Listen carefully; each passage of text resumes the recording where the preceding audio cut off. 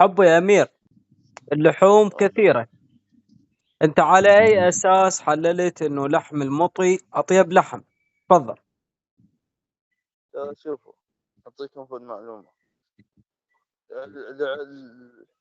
لعلمكم. لحم شو اسمه المطي مو حرام، ماكو حرام، اكو شو اسمه، اكو حلال. احنا كنا شله بيناتنا، عندنا ذائقة مادية، ما نقدر نشتري لحم طلي ناكله ويا شو اسمه، ويا السم هذا اللي نشربه. فوالله جاي نمشي بالسيارة لقينا مطب بالشارع مربوط بصف البيت. زين. المهم طبينا دقنا الباب، يابا المطي هذا تبيعونه؟ قالوا عيني شو اسمه احنا ما نبيعه، احنا نريده. قلنا له شو اسمه، قلنا له نعطيك فلوس. احنا شوف، احنا غريناهم بالفلوس. قلنا له نعطيك 100,000.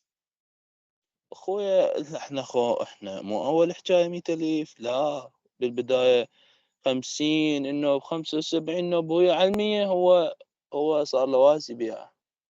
والله بكل بساطه بعنا، اشتريناه، خابرنا على سياره حمل، صعدنا العزيز، اخذناه عندنا بيت هناك مأجرينه نشرب فيه وكذا. ايه. طببنا المطي ما نقدر نذبحه، شو اسمه، دشيناه بالسكينه بلعومه، خليناه يرفس لحد ما مات العزيز. مات والله مات، شو اسمه، علقناه، صلخناه، طلعنا مصارينا، الكبدات اخذناهن، القلب اخذناه، الحواصل، هاي السوالف.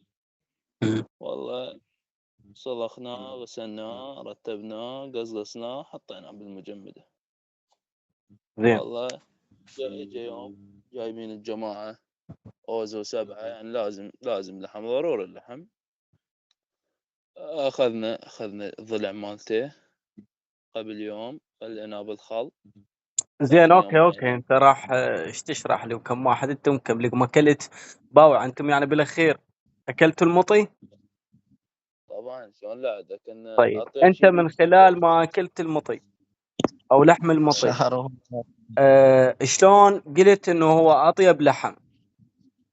طبعا أطيب. احنا كنا قبل جايبين غنم، احنا كل شهر نجيب طلي نذبحه، يمشينا شهر هيك، يعني نقتصد به، يعني على كل نشاوي ناخذ لنا فد هيك 10 شو اسمه، يعني 10 قصدك لحم. لحم المطي اطيب من لحم الطلي، صح؟ طبعا اللحم زين. المطي غير. لحم المطي اطيب من لحم العجل؟ لحم العجل ما مرغوب بالشرب، ما جبناه تقريبا مره واحده وحتى لعبت راحتنا منه. صراحه لحم المطي، انا اقول لك لحم المطي طيب.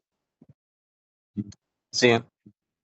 لحم المطي جدا طيب، واطيب شي بيه الكبده مالته، جدا لذيذه. ها.